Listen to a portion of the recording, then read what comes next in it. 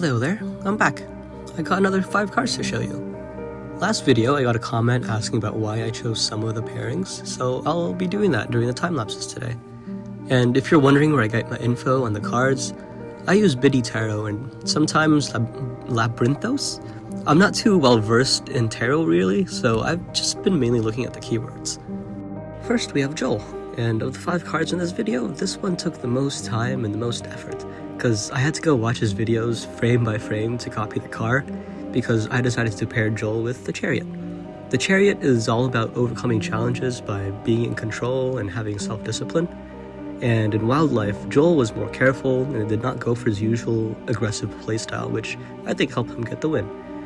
But also in the literal sense, the Chariot can also mean travel, and Joel has a car, so it just made sense. I also put in Gem's Cherry Tree from Hermitcraft Season 9 to represent her, because I think she really helped with keeping Joel sane and in control. And I also added the bamboo on the side to represent Lizzie.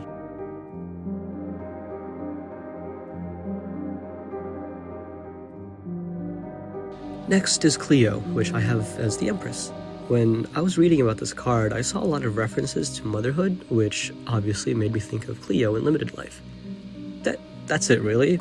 That's the only connection I got. Cleo is mother, so she is mother card. I wish I had more for this, but that's it.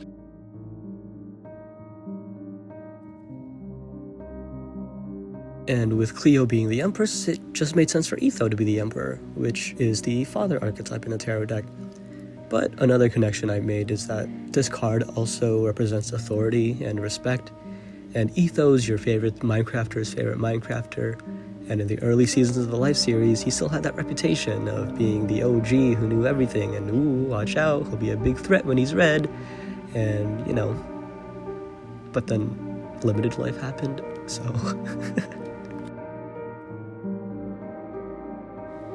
Tango is the Magician. Upright, the card represents resourcefulness, and one can argue that he's pretty good at surviving, but that's not really the main reason why I made him this card. Reversed, the Magician represents poor planning, and oh man, Tango. He dies in so many pathetic ways in the series. There's fall damage, being far away from his soulbound, and my favorite, just blowing himself up. Twice. This build is in the best team base, where he killed himself while setting the trap. So yeah, I saw poor planning in the keyword section and immediately thought of Tango.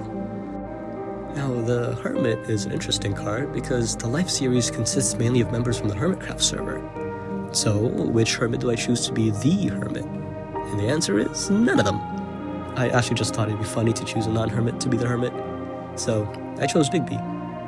I actually think he makes the most sense since he has a pretty reclusive playstyle anyway, and oftentimes he bases by himself in the first episode, and then in a later episode someone comes and asks him to join their team. He also seems pretty isolated from the Minecraft community in general.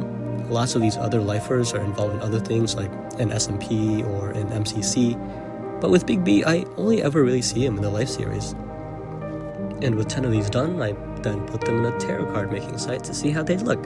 And I am actually really happy with how these turned out.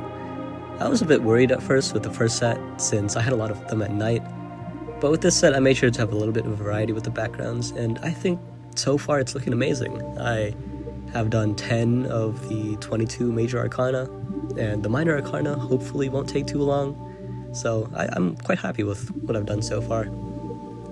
I'll get out of the way now so you can see them up close. Hope you like them. See you in the next one.